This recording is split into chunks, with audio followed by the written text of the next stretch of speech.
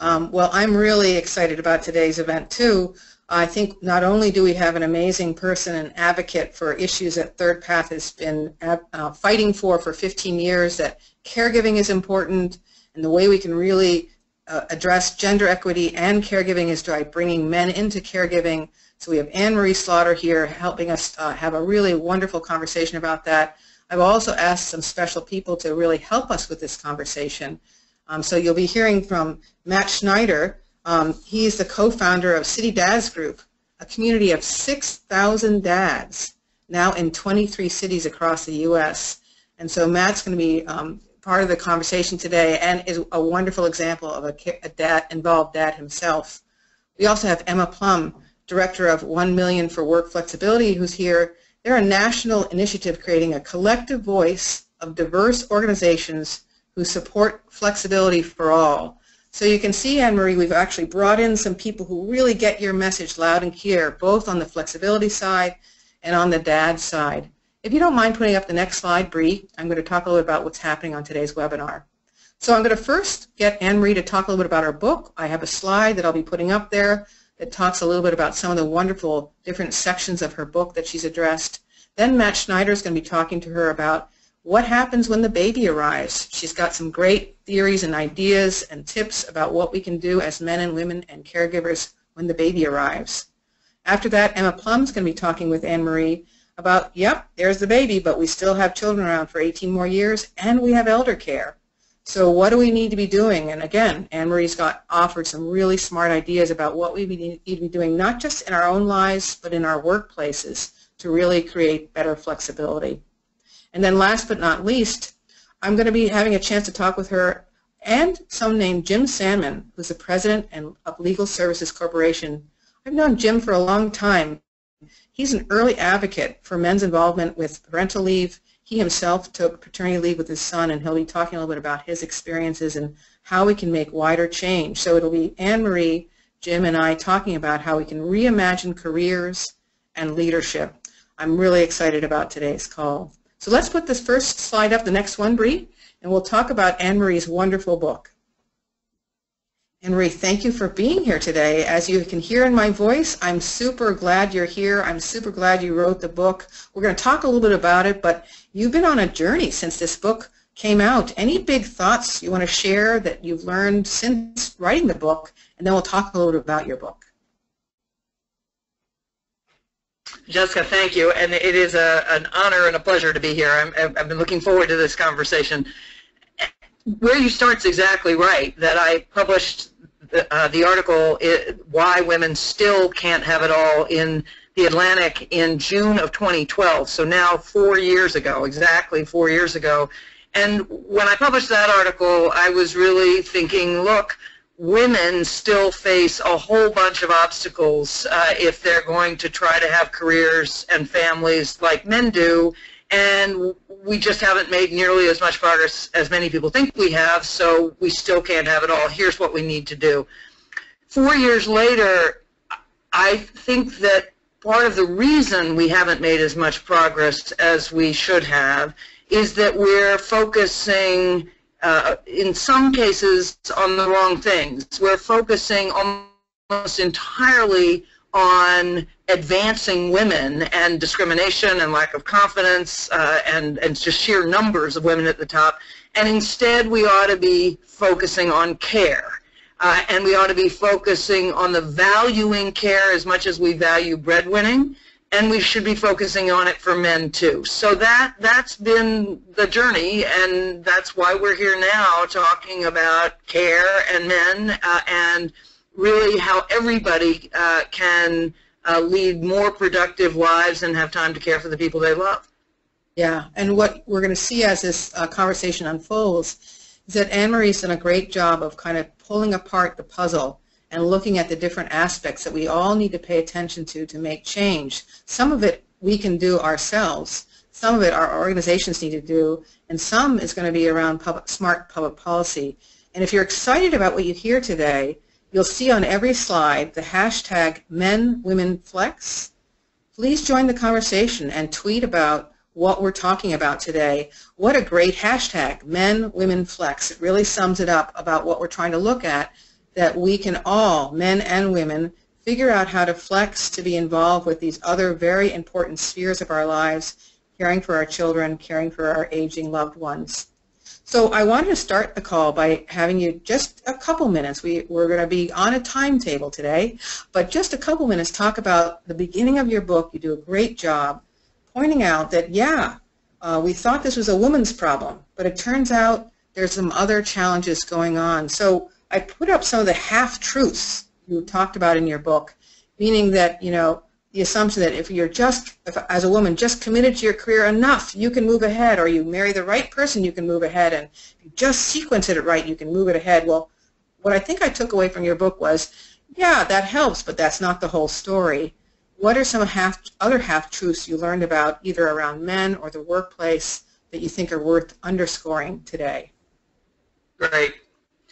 So your point is very well taken. Is why I call them half-truths. These are all true, but they're not the whole truth, and we need to push further. So thinking about men, for instance, we have this pervasive kind of saying, children need their mothers. And people say it. In my book, I talk about a man who drives me frequently in a taxi, and he says to me, children need their mothers, and he means that really in a complimentary way. He's saying to me, you know, mother love is so important.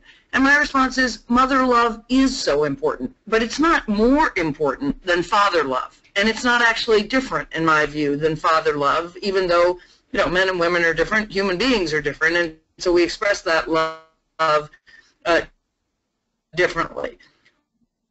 Another men that we hear all the time is a man's job is to provide. Actually, in the Bible, I think it may be in the Quran, it is this, yes, that's what a man's job is. Fundamentally, what we mean by that is provide cash, not care. Well, yes, a man's job is to provide, but a woman's job is to provide too. In my family, I'm the principal provider, even though my husband earns a good income. And why don't we think about both men and women providing cash, but also care? Move to the workplace. And this one is the one that drives me crazy, that all these issues of family, we still think of as women's problems. Women's groups address them with by women to women, women's issue, because we think care is a women's job. We'll never get there if we think about it that way. So it's not a women problem. It's a human problem. It's a caring one who has children, parents, spouse, siblings, disabled family members, whatever it is, it's our problem. Yeah. And then similarly, you have flexibility as the solution.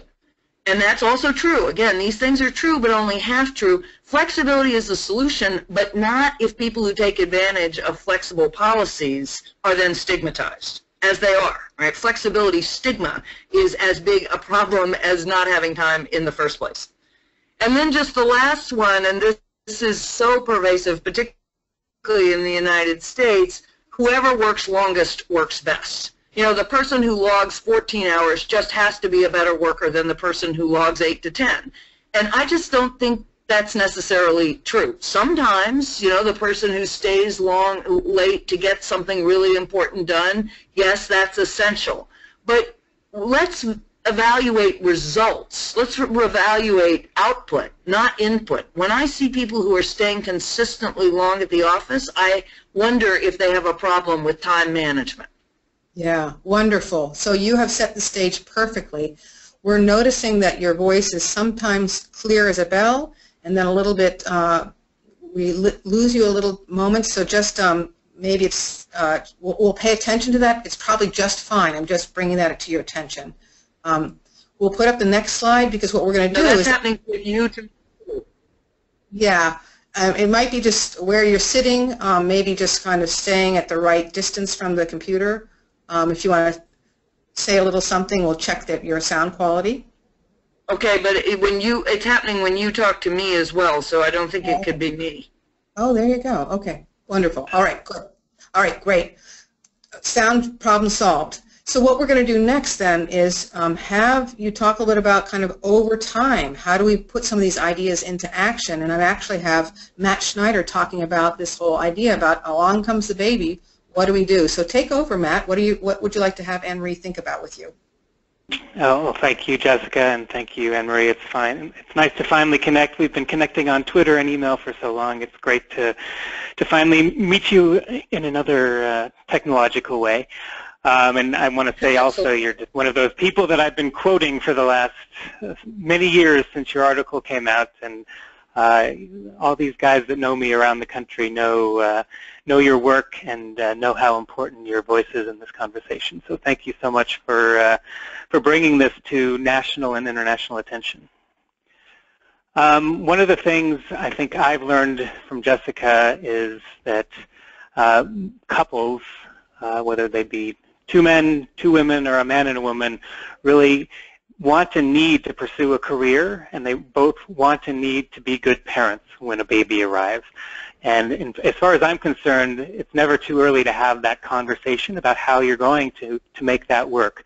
What have you found about the conversation a couple needs to have even before the baby arrives in order to make life work and work? Seems like we might have lost Anne-Marie for just a second here. If you guys would like to fill in the answers here while we see if she can get back on. Sorry about that. No problem. All right, so one of the things that we can certainly cover this topic, and then when Anne-Marie gets back, maybe it's having her unconnect and then reconnect to that same link, and then we'll just talk a little bit about this section of the webinar and then have her join when we get to the flexibility part. So one of the things we've really learned is what Anne-Marie talks about in her book, is that this idea of having a conversation with your partner is super important. And I think, Matt, you would agree that it's not because there's one right way for couples to then solve this. It's actually the idea that you really want them to find what's right for them. So, for example, you've really worked with a lot of dads, and you yourself are a dad. I bet you've learned a lot about the conversations that you need to have and what it maybe was like for you to have that conversation. Do you remember your first conversation about all this? Absolutely, and it was before we even got married. My then girlfriend and I were talking about what our life would look like when we got married. Both of us had stay-at-home moms, and that meant something to us, especially in the early years. So we wanted to figure out how to recreate that. So we talked about where we wanted to live. We talked about what kind of finances we would need to support that lifestyle, and we also talked about who could take a step back in it turned out my career, and who could be kind of full force into her career. So for us, it was very intentional, and we talked through a lot of areas kind of across the gamut of careers and finances and the lifestyle that we wanted. That's a wonderful point, and I'm going to check. It might be that we have Anne-Marie back with us. Can I hear your voice, Anne-Marie? Well, I'm here. There you go. We're now hearing you. And what I think you're hearing is that Matt did a great job of thinking outside of kind of gender roles and really being open to thinking about something you yourself figured out, that you don't have to follow traditional gender roles inside of a family system. That really what the goal is to find the solution that works for you. Okay, so one thing that Matt was saying is exactly right. You can be intentional, and you must be intentional, but you also have to allow for how life happens. So it's very important, I think, early on with your partner, before the baby arrives, to talk through possible scenarios and to say, depending on where we are and in our respective careers, will you be willing to move for me if that's necessary? Will you be willing to step back and be the lead parent if that's necessary? I actually go through a bunch of scenarios in my book that they may not happen, but it's important that you know each other's expectations early on, because if you are partnered with somebody who says, well, yes, of course I want to be an equal parent, but I'm not going to defer a promotion in my career. I'm going to be an equal parent, but I'm not going to make career compromises. Well, then that may not be where you want to be. So you can talk about it in advance, but then it's really also being willing to roll with what happens and be equally engaged in the care and the navigating the trade-offs that you may well have to make for your career. And I wonder, Anne-Marie, as you've been talking to people around the country about these issues, how the generations might be changing in terms of the roles they expect to take. Are they still looking across gendered lines as they get married and they start to have a family? Well, I think it's getting much, much, much better. And the younger men in my own workplace absolutely expect to be equal parents, and a certain number of the women in my workplace at New America are the principal breadwinners, and they have their mates, sometimes husbands, are the ones at home. I think that a growing number of younger men are seeing this as how they want to forge their own paths. Sometimes they can look up to men whom they admire who've done this, and role models are very important in just as they are for women in the workplace. Men need to see men they admire who've made these choices. But also, I think, a sense of, I'm going to do things differently than my father did. I'm going to have a different relationship with my children, or indeed caring for a parent. So I do see a lot of desire for change among millennials. And I want to underscore the point that we continue to make as we wrap up this portion of the call, that these are conversations that need to be had outside of crisis. You don't have these in the moment when you're trying to find a nanny for that day because you're both have important meetings at work. These are conversations to have well in advance of crisis.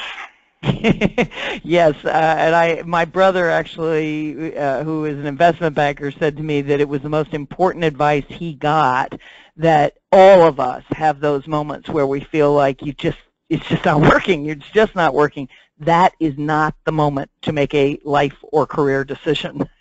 You want to talk about it in advance, and when you hit those bumpy points, you want to just think, okay, let's get through this, and then let's step back and figure out if there's a solution.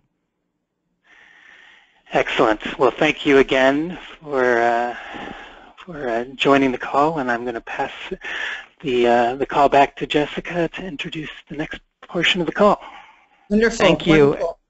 Well, and what you said, Anne-Marie, is so cool because you talked about role models. And so let's put up the next slide, Bree. And we actually have a great role model with us. And actually, I've also put a picture of a book up that I think is a great book out there about making the case for paid parental leave. But another way to make a big case for paid parental leave is to have a dad talk about this. So welcome, Jim Sandman. Can you tell us a little bit about your experience many years ago taking paid parental leave and what you learned from that process? Welcome, Jim. Thank you, Jessica. 26 years ago, when my wife and I had our first child, I took a 6-month sabbatical to be a full-time dad. I was a partner in a big law firm at the time, Arnold & Porter. I'm a lawyer. My wife is also a lawyer, and she was able to take no more than 3 months maternity leave. I began my sabbatical the day she went back to work, the day our son turned 3 months old, and I stayed home to care for him until he turned 9 months old. I didn't work at all during that period. My firm paid me at half the rate I would have been paid during that time. It was just a remarkable experience. Our son is now 26. He is himself a lawyer. I don't think he has any conscious recollection of those 6 months that I spent at home with him now, but I'm confident that it affected our relationship profoundly. But one of the other long-term benefits of my experience was that it had a big impact on my career as a manager. I went on to become managing partner of my law firm. I've been general counsel of a public school system, and I now head a major national nonprofit corporation. And the lessons that I learned during my sabbatical have really affected the way I look at parental issues in the workplace. So I'd just like to describe quickly 5 lessons that I learned from my experience that affected my perspective as a manager. None of these lessons, I think, would come as news to any mother, but I think they come as news to a lot of men, including many fathers, and especially to men in senior leadership positions in business. The first lesson was that I found caring for a baby full-time as being difficult and stressful. I was shocked. I thought that I was basically going to live my life with my son on my back, that I would spend 6 months going hiking, I would go to art museums, and he'd be along for the ride, literally. And it was nothing like that. It took him 2 hours to get through a bottle. So each feeding was itself a lesson. And my life lost its structure. I lost my ability to plan. I found it demanding even when I wasn't working at all outside the home, and when I had no traditional job to have to balance against my family responsibilities. So that made me realize, in a way I wouldn't have otherwise, that when a primary care parent is dealing not only with the pressures of family responsibility, but also with the pressures of the workplace, anything an employer can do to help ease those burdens will be among the most valued benefits the employer can provide. The second thing I learned was that caring for a baby full-time is isolating. I was alone most of the time during the day. The only regular substantive contact I had with adults when my wife was at work was once a week for 2 hours when I went to Mother's Group. I took my wife's place in Mother's Group. It was 6 new full-time mothers and me, and I craved the adult contact. I found it was really important that my wife arrive home at night at a regular, predictable time. I needed to know when my shift was over, when I'd be able to talk to her, when we'd be able to share child care duties. I also cooked dinner every night, and I needed to know when it had to be ready, and then when it was ready, that she'd be home to eat it. So I learned that good management of people requires recognizing the importance of predictability of schedule, particularly for people with families, and that the person who needs to be home at a fixed time isn't uncommitted or unprofessional or suffering from some kind of character defect. The third thing I learned is that finding child care you're comfortable with is really hard. Before I had this experience, I had thought that as long as you were to pay for quality child care, you had an array of attractive options to choose from. But I found during my sabbatical, when one of my responsibilities was to arrange for child care when I was going to have to go back to work full-time, that the options from my perspective as a full-time dad didn't look so great at all.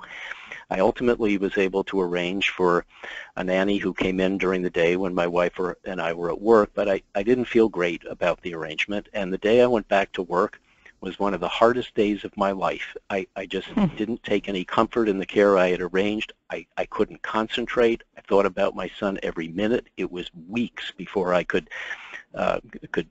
really concentrate for sustained periods at work. And what I realized was that benefits like full-time on-site child care are just huge. My law firm subsequently did open a full-time on-site child care center, and I realized that my experience would have been so much better if, in going back to work, I could have brought my son with me in the car and known that he was only an elevator ride away. The fourth lesson I learned was that the opportunity my firm gave me to stay at home and care for our son was a tremendous benefit not only to me, but to my wife. Father-friendly benefits are one of the most effective ways to help mothers. My wife was able to go back to work herself in about as good a frame of mind as possible because I was able to take over the full-time care of our child from her. And the last lesson I learned, and this echoes what Anne-Marie said in opening, work-life balance issues, work-family balance issues are not just women's issues. If we think of them as women's issues, there's a real limit to how much progress we can make in achieving real work-life balance. Work-life balance policies and programs that focus exclusively or even predominantly on women both reflect and contribute to that societal pressure that regards child rearing and family responsibilities as women's work and as less than what people think of as real work. And I think that prejudice imposes more work-family balance pressures on women than on men because it gives women more to balance than men. So those are the lessons I've learned. It's a long time ago now since I did that, but I try to carry them with me in my work as a manager. And Anne Marie, as you can see, now you know why I had Jim Salmon join us. Here's a dad who really has been an advocate for his entire career around your thoughts, and you can see he learned those lessons really well, and he's taking them into the future. Any thoughts about that before we go on to the next slide, Anne Marie? Well, Jim, it's just so wonderful to hear all of that, and you're right. My husband would say all the same things and would say none of this is news to women, but it is news to men, and it does absolutely change your perspective for everyone whom you manage, how you run a workplace, how you see people in the round. But also, you know, what I love hearing is it changed your relationship with your son. You know, my husband has a fully equal relationship with our sons in that they turn to him as much or sometimes more than they turn to me, and that has been, I think, something he would say has been a great gift in his life, just as we as mothers, you know, there's the downside, but it's also a great gift. Wonderful. Well, wonderful. I knew it was important to get that voice out there, again, supporting your important message, Anne Marie. I'm going to put the next slide up. And we're going to talk a little bit, we're going to move it on beyond the baby. And I'm going to have Emma talk a little bit about, you know, flex for the next 18 years and some of the lessons you teach in your book about that. You want to share some thoughts with us there? Thank you so much, Jessica and Anne Marie. It's really just such a pleasure to speak with you. We're so thrilled to have you here today. Super excited about this conversation. And yeah, jumping on in, let's talk more about the longer term, because of course this conversation, you know, doesn't start and stop at the newborn phase. And I'm actually the mom of a soon-to-be 1-year-old, so I'm on this end of the spectrum at the moment, and it's abundantly clear to me that life is never going back to where it was before I was a mom, which is absolutely wonderful, but a reality that we have to acknowledge when we talk about caregiving and work, that this isn't just about parental leave, and it's not just about the first few months of parenthood, but really how to get what you need at work over the long haul of raising a family. And beyond raising a family, also taking care of aging parents, which is a reality for more and more of us. And so the crux of this really is that fitting in room for both care and career over the long haul requires flexibility in the workplace. And that might mean working from home sometimes. It might mean working a flexible schedule, starting and ending late a few days a week. It might be for a short term or a more permanent solution, but whatever it looks like, we really need room for those options. And just a few of the bullet points up here. So one of the key steps towards getting that flexibility is to have a conversation with your boss, as you note, to speak up about the flexibility that you need and formally request it. And then another technique that you recommend is really to train your boss, to nudge your boss in the right direction. That's such a great, such a great suggestion, because, you know, as you say, if you don't set your own boundaries, no one else will do it for you. And if you say, let's check in about what's most important on this list, then that can really help shape workflow. But of course, people tend to be concerned that they might seem like they're not committed enough to their jobs if they set those types of boundaries. And so you have this great slogan: if family comes first, work does not come second, life comes together. So can you share a little bit more about what you mean by that and how you've seen it play out in your own experience as a worker and as a boss? Yes. So the first thing to say is, as a boss, I have found that having this philosophy, if family comes first, life doesn't come second, but life comes together, it has ensured me that I have highly productive employees who are deeply loyal. Because when someone sends you an email, it just happened last week, you know, a death in their family, a healthcare crisis, child's, it depends where your children are as to the nature of the crisis, but they know they can say, I have this problem, and your response is going to be, well, of course you have to take care of that. I trust that you'll get your work done. it's treating employees like adults, but it also means they are very loyal and very committed to getting it done. So that's my point about if you let people take care of crises in their family lives, their work won't suffer. They'll get it done, and they'll be much more happy and much more productive. And the other thing I always say is I don't actually want people working for me who would put work ahead of a child who was in crisis or a parent or whatever it might be. That doesn't mean day to day you always put your family first, but it means when there's a problem you do. The second thing is this is actually a key to just better management. So many of us as managers, and I am certainly one, don't take the time to set the priorities. We tell people to do things, but it's easier just to spew out an endless list of things to be done than to think in your own head, okay, wait a minute, what is most important and what really needs to get done? Often when you do that, you discover that some of those things that you asked that you're an employee to do maybe didn't need doing. And you weren't being very efficient, or you weren't being very conscious and deliberate about the work that needs to be done. So that for those of you who are employees and you need to train your boss, right, to say if I can't get everything done, what's most important, you're helping your boss be a better boss. Fantastic. No, that's absolutely true. And I think when we talk about flex, we talk about it really as a need, not a want. These things come up, life happens, and Yes. So absolutely. If we could move to the next slide, Bree, please. Other direction? Yep. And one more, perfect.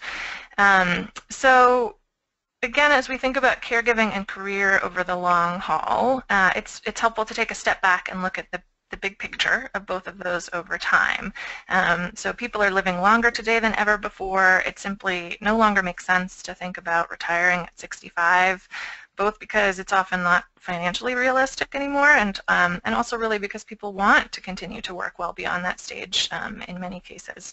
So looking at this slide really, which is from ThirdPath, thanks Jessica for this, to put things into perspective, there are different phases of life and career mapped out here that make it clear that needs really shift over time. And with that in mind, you talk about the importance, Anne-Marie, of engaging in interval training and really letting go of the classic idea of climbing a career ladder. Can you share more about your take on that? Yes.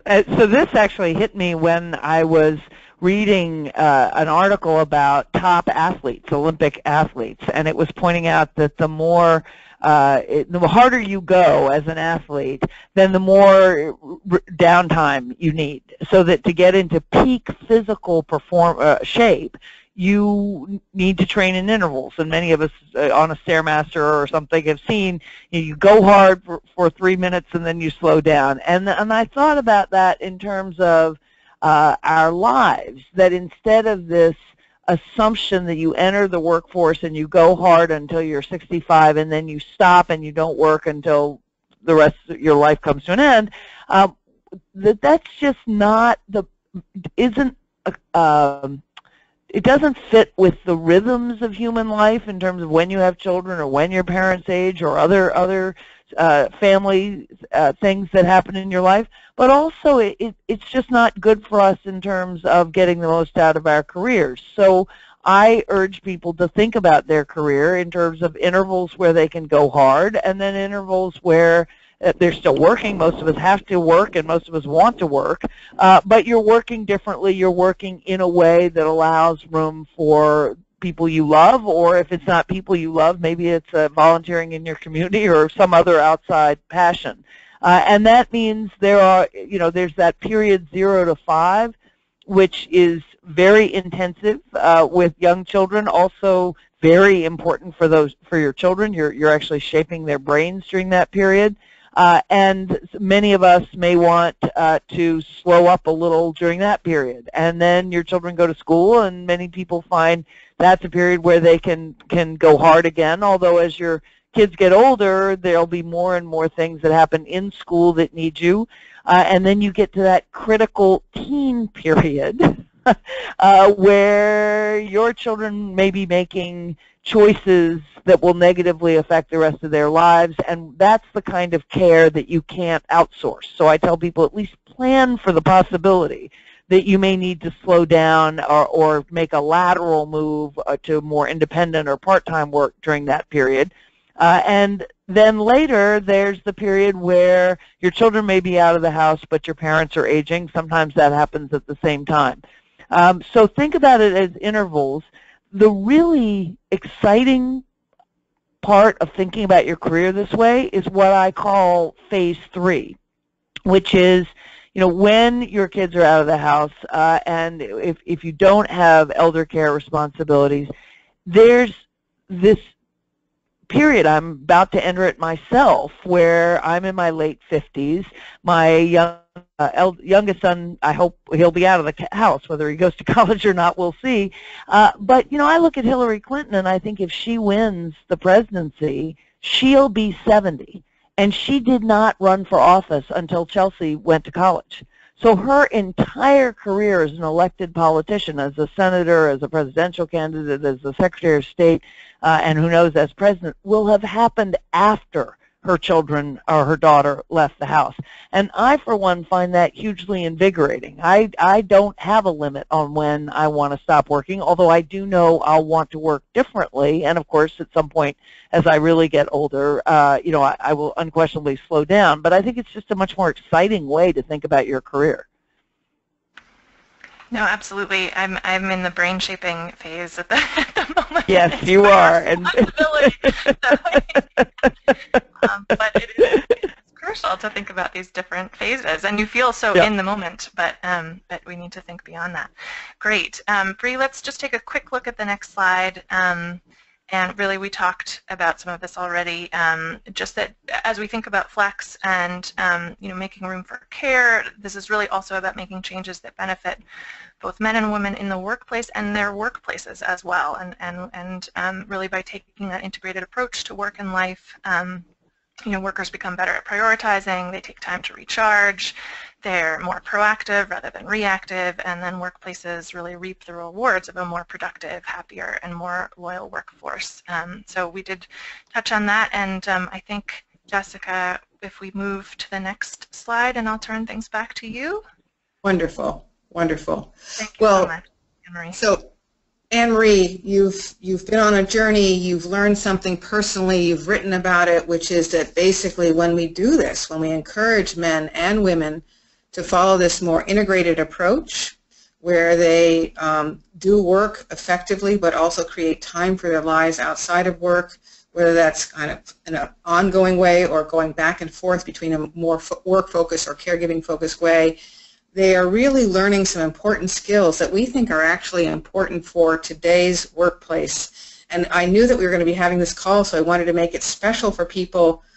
If they want to, ThirdPath has actually learned from all the leaders we work with that there's a skill set that's teachable. We call them our OMG groups, our Overwhelm Mitigation Groups, and we're going to be launching a group in July where we're teaching some of these skills. And if people want to tweet today, hashtag OMG, hashtag MenWomenFlex, we will actually enter them in a raffle to get half price off of joining one of our OMG groups. And we teach this, all that you've been learning. We've been really learning together that we're making better employees, and we'd love to help you on that journey to be one of those integrated employees. So let's put up the next slide. We're on to our home stretch for our call today. We're going in the, there we go, the three-pronged, we go back, there we go, one more back. Okay, so where we're going next is thinking about, okay, so the baby comes along, we've got Flex for 18 years. What we're really talking about, and what you've done such a great job talking about in this book, is we're really reimagining careers and reimagining what it means to become a leader. And that's another powerful lens to look at what you've written about in your wonderful book. It's actually something that Jim Salmon talked a long time ago about when I first met him too, and that we really need people to be able to follow this more integrated approach to their careers, and we need some people at the very top to model this integrated approach. In fact, what I really feel like you've done, if you don't mind going to the next slide, Bree. Oh, I actually have a slide where I talk about some of these leaders that we've worked with. So we, just like what you've done, Anne Marie, we have a number of leaders we've worked with who've actually really followed this integrated approach. And what we're really seeing is that they're using that skill set that we're talking about in those OMG calls around how to do work effectively in an integrated way, and that flex is an important part of the careers that they've created. And then if you go to the next slide, please. So your book really gets at that there's kind of a three-pronged approach to change, and this is where I want to get us to, is a kind of conversation about how we can move this change process forward faster. So you've talked in your book about how men and women need to be thinking together with each other about how to do work and family differently. You're talking about our workplaces and how they need to be doing things differently and supporting that flexible approach. And you also talk in our book, your wonderful book, about how public policy needs to reinforce this different approach. And what I wanted to do is illustrate that with one simple example of how all three need to work together and get your thoughts on this. If you don't mind putting up the next slide, Bree. So you make a great, many great points in your book, but one of them that I really appreciated was the idea that when it comes to paternity leave, a lot of countries have experimented with how to do paternity leave right. And you noticed that some of those countries that were more successful really made it something that the expectation was that the father would take that leave as opposed to opting in to taking that leave. And what I think you saw in that is that it was the workplace had to change and public policy had to change and that families had to change to really make paternity leave stick. And I loved your point that to really make that happen, you had to get it to be normal for a man to take paternity leave. What have you learned around how these three factors, what our families are doing, workplaces are doing, and public policy are doing, can work together or not and get in the way of each other when trying to make changes like this? Well, the countries that have made paternity leave the default option or sort of use it or lose it have seen real changes. Germany, Norway, Denmark, where what they've done is not just to say, mothers get this much and fathers get this much, but there are 2 months of what they call daddy leave. And daddy leave is if you don't take those 2 months, 1 month in some countries, 2 in the other, well, you just lose it. And what that's done has been essentially to have a social reset. So as one CEO of a Scandinavian company said to me, that when he gets a job applicant who has not taken his parental leave, he worries about that man's character. He thinks, why would you do that? You've had a child. It is your responsibility to care for that child. You should want to care for that child if you have the child.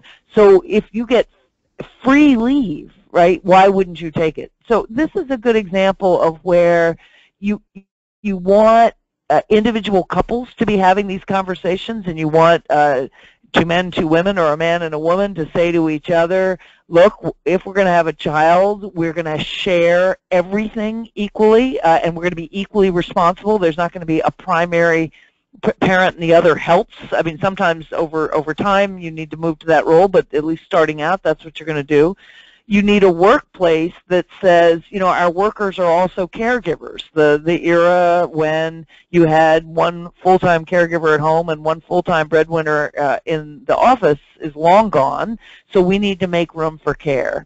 And then you need government essentially changing the default and saying, I think in the United States the best place to, the way to go, since we don't have paid maternity or paternity leave, is simply to move directly to family leave and to require family leave. That can be a social insurance program or an employer mandate. There are lots of different ways to do it that have different economic impacts. But the point is it sends a cultural signal in the same way that having a law against sexual harassment sends a cultural signal, or against discrimination on the basis of race, religion, or ethnicity sends a signal. It says this is what we expect of our citizens. And here we need to say we expect all of our citizens to care for those they love, and we will make this as easier where we can,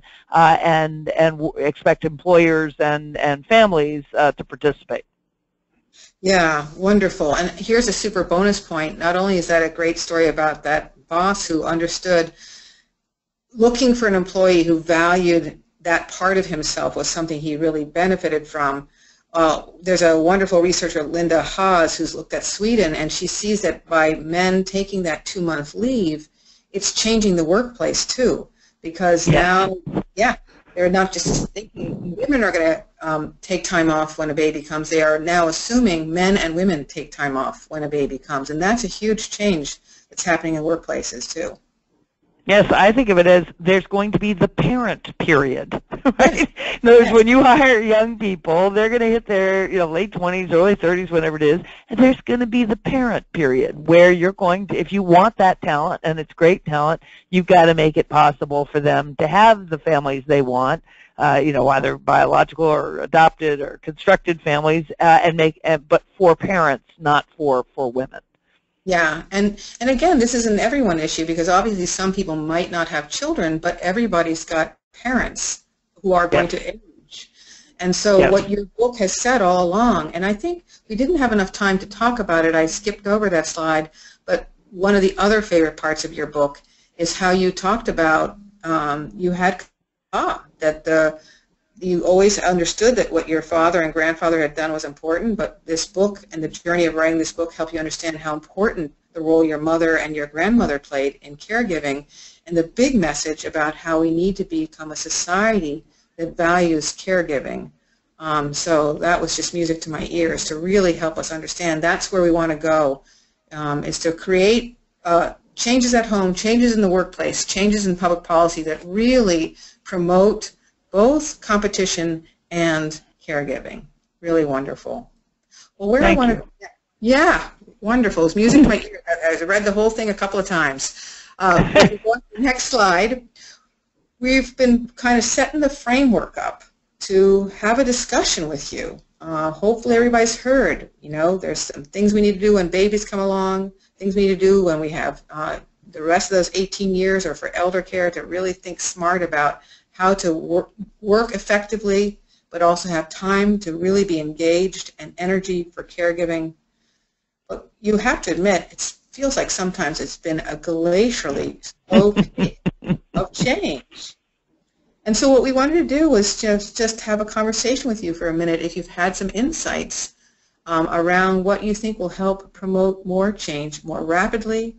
What do you think are the barriers to change? After we hear from you, we're going to actually see if Jim wants to add a couple of thoughts, and then Matt and Emma as well. So when you think about this issue, and you've been thinking long and hard about it, what are some of the things that will promote more rapid change, or what are some of the big barriers you really think still exist? Well, the biggest barrier right now in the United States is that we do not have what I call an infrastructure of care. Right? We have an infrastructure, often crumbling, of competition, of trains and planes and ports and roads and broadband, but an infrastructure of care are things like paid family leave, so you don't lose your job if you have to care for someone, and that you can afford to care for a new baby or for a parent. But also things like much better and higher quality and more affordable daycare and elder care, and on-site daycare is an enormous benefit, which actually we had in World War II when we needed women in the workforce because men were at war. Miraculously, we found the resources to have on-site daycare. So there's the biggest thing right now, given that it's an election year, is to hold our politicians accountable for where they stand on these issues, and to say we are not in the 1950s anymore. All of us are working and giving care. Again, it doesn't have to just be children. Almost everyone has someone in their lives they'll need to care for at some point in their lives. And so that's the biggest issue, is political, and let's ask government to deliver better policy. And then let's expect of our employers that this is as important as health insurance. You know, what benefits do you have in terms of how are you making time for my ability to care for others? And to make clear that's a very attractive reason that you would go to a workforce, or that's very important in retaining you, and speaking up, of course, for workers who have less economic leverage, who have less choice, and insisting that this is important for everybody in a workplace. And then finally, again, you know, for the men, when you talk to the men in your lives, to the women, you should be expecting that they will be not only there to provide care, but they will be just as good at it and just as competent as you are. However you expect men to treat you in the workplace, well, that's the way you should be treating. However you expect men to treat women in the workplace, that's how women should be treating men at home. Wonderful point. Wonderful. Well, and what would you say is some of the, so one is that we need a better infrastructure of care. And maybe I'll get Jim to add his thoughts in a second too. Is there one, besides the fact that we don't have that infrastructure of care, what is there another barrier that comes to mind that you think is keeping people stuck? And after you share a couple words there, I'm going to ask Jim if he has some thoughts about what some of those barriers might be. Well, Jim and I actually both said it. I think the biggest barrier is that we just keep talking about this as a woman's issue and addressing it to women, and that until we say, no, this is not a women's issue, it's a care issue, and it is for everyone, we can't break down the mental and cultural barriers that are keeping us locked into a world where men are expected, you know, to provide income, and women are expected to provide income and everything else. It won't work that way. Right, right. So a huge shift is going to be having men really join us in this conversation as equals. That's wonderful. Jim, you've been listening in. Any thoughts about what are some of the forces that are kind of going to promote more change, or one of the barriers that hasn't been discussed already? Well, I agree with Anne Marie. I think we've been thinking and talking way too small, and I like the term social reset. That's what we're talking about. I mean, I think of it this way. How do people currently think of the test for whether a workplace is father-friendly? Well, the test seems to be, does the workplace have parental leave benefits that are available to men, and if they do, can a father use them without being fired? I think that's a really low bar. I think the test should be whether a father can be a full partner in child rearing and family life and rise up in his organization, including to the top. And that's going to happen only when male senior managers are using the benefits and advocating for the expansion of parental benefits. And that's not going to happen without a lot of other things going on, including the development of the infrastructure that Anne Marie talks about. But what we should be aiming for is where senior people are leading by example and they're using the benefits to the same extent that women do. I think one of the barriers, when I ask myself, well, you know, what causes people and institutions to change? There's nothing like self-interest to motivate people to change. When an employer perceives behaving in this way as being to their competitive advantage, as promoting efficiency and quality within the organization, then they'll do things differently. But we need some people out front showing the way, showing that it can happen, and that they can perform at the top of their game while they do it. Yeah, and you know, don't lose sight of the fact that men can model this, even if they didn't model it earlier in their careers. We have one of our integrated leaders made a change so he could be involved with caring for his grandchild, and talk about a CFO modeling something very, very different for a very wonderful reason. So terrific. There might be one quick thought that Matt wants to share, and then I'll check with Emma, and then I'm going to give the final word back to Anne Marie. Matt, a thought you had about a barrier or a opportunity? I think the real opportunity is actually happening in New York. I got to be part of a great roundtable discussion with the Department of Labor yesterday, where we were talking with various people in the room about how the paid leave, parental or paid care law is going to be executed in New York in the next several years. And you had people at the table from the Department of Finance and the Department of Health, and all these people brainstorming about how are we going to actually make the law that has been passed happen. And for those that don't know, it's 12 weeks paid leave for both parents. So making this law work in New York could have ramifications across the U.S. That I'm really excited about. Wonderful. That's really good news. Emma, is there something that makes you feel hopeful or a little barrier that you want to put on the table? Yeah, on the hopeful side, just briefly, New Hampshire just passed a law last week around the right to request flexibility, and they're only the second state to have such a thing, but you know that's movement, and sometimes the second one moves other folks along, so that's exciting.